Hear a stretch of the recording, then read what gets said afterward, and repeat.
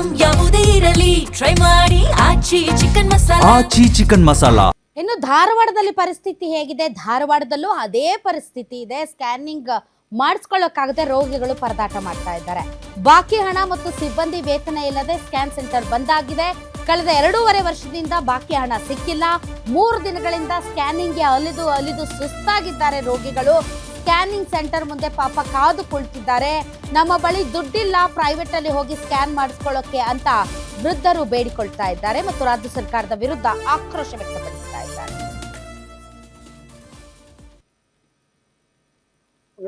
ಪಟ್ಟಿದು program ಐತಿ. ಆ ಪಟ್ಟಿ ಇದಕ್ಕಾಗಿ ಬಂದ ದವಾಖಾನಾಗ ಅಡ್ಮಿಟ್ ಆಗಿರಿ.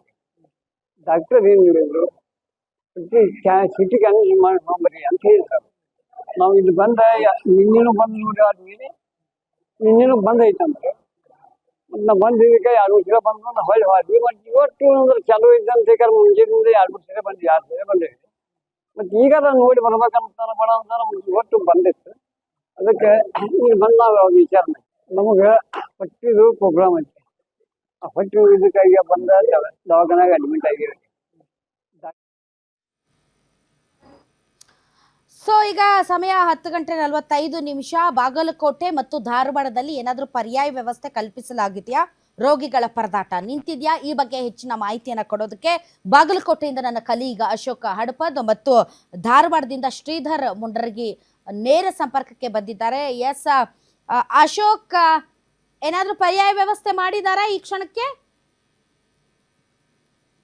ಸದ್ಯಕ್ಕೆ ಬಾಗಲಕೋಟೆ ಜಿಲ್ಲಾ ಆಸ್ಪತ್ರೆಯಲ್ಲಿ ಯಾವುದೇ ಪರ್ಯಾಯ ವ್ಯವಸ್ಥೆ ಕಲ್ಪಿಸಿಲ್ಲ. ಯಾಕಂದ್ರೆ ರೋಗಿಗಳು ಇವತ್ತು ಈ ಕ್ಷಣಕ್ಕೂ ಕೂಡ ಪರದಾಟ ನಡೆಸುವಂತ ಪರಿಸ್ಥಿತಿ ಇಲ್ಲಿ ಕಂಡು ಬರ್ತಾ ಇರುವಂತದ್ದು. ಯಾಕಂದ್ರೆ ನಾವು ಅಲ್ಲಿ ಹೋಗಿ ಚೆಕ್ ಮಾಡಿದಾಗ ಅಲ್ಲಿ ಕೃಷ್ಣ ಡಯಾಗ್ನೋಸ್ಟಿಕ್ ನ ಸಿಬ್ಬಂದಿ ಏನಿದ್ದಾರೆ ಅವರು 100ಕ್ಕೂ ಅಧಿಕ ಕೋಟಿ ಬಾಕಿ ಕೊಡಬೇಕು. ಆ ಹಿನ್ನೆಲೆಯಲ್ಲಿ ನಮ್ಗೆ ಏನು ಯಾವುದೇ ಸೇವೆಗಳನ್ನ ಕಲ್ಪಿಸಬಾರ್ದು ಅನ್ನೋ ಮೇಲಾಧಿಕಾರಿಯಿಂದ ನಮ್ಗೆ ಆದೇಶ ಬಂದಿದೆ. ಹೀಗಾಗಿ ನಾವು ಯಾವುದೇ ರೀತಿ ಸೇವೆ ಕಲ್ಪಿಸ್ತಾ ಇಲ್ಲ. ಉಚಿತವಾಗಿ ಇಲ್ಲಿವರೆಗೂ ಏನ್ ಸೇವೆ ಕಲ್ಪಿಸ್ತಾ ಇದ್ರು ಅದು ಇವತ್ತಿಗೂ 3 ದಿನ ಆಯ್ತು. ಕಳೆದ 3 ದಿನದಿಂದ ಆ ಸ್ಕ್ಯಾನಿಂಗ್ MRI ಸ್ಕ್ಯಾನಿಂಗ್ ಇರ್ಬೋದು, ಸಿಟಿ ಸ್ಕ್ಯಾನಿಂಗ್ ಆಗಿರ್ಬೋದು ಬಂದಿದೆ.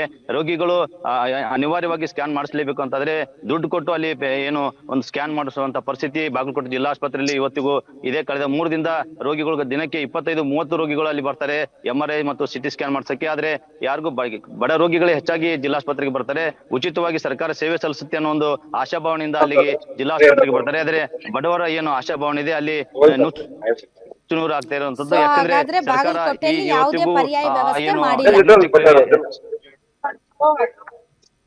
ಇವತ್ತಿನವರೆಗೂ ಯಾವ್ದು ಪರ್ಯಾಯ ವ್ಯವಸ್ಥೆ ಇಲ್ಲ. ಆದ್ರೆ ಸದ್ಯಕ್ಕೆ ಹೆಡ್ ಇಂಜುರಿ ಅಂತ ಏನಾದ್ರು ಎಮರ್ಜೆನ್ಸಿ ಕೇಸಸ್ ಬಂದ್ರೆ ಮಾತ್ರ ಮಾನವೀಯತೆ ಆಧಾರದ ಮೇಲೆ ಅವರು ಡಯಾಗ್ನೋಸ್ಟಿಕ್ ಸೆಂಟರ್ನವರು ಹೆಡ್ ಇಂಜುರಿ ಮಾತ್ರ ಅಲ್ಲಿ ಸ್ಕ್ಯಾನ್ ಮಾಡ್ತೀವಿ ಅನ್ನುವಂತ ಮಾಹಿತಿಯನ್ನ ಕೊಡ್ತಿರುವಂತದ್ದು.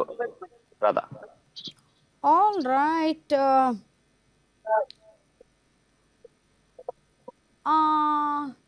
ಶ್ರೀಧರ್ ಅಲ್ಲ ಅವರು ಹೇಳಿ, ಕೋಲಾರದಿಂದನಾ?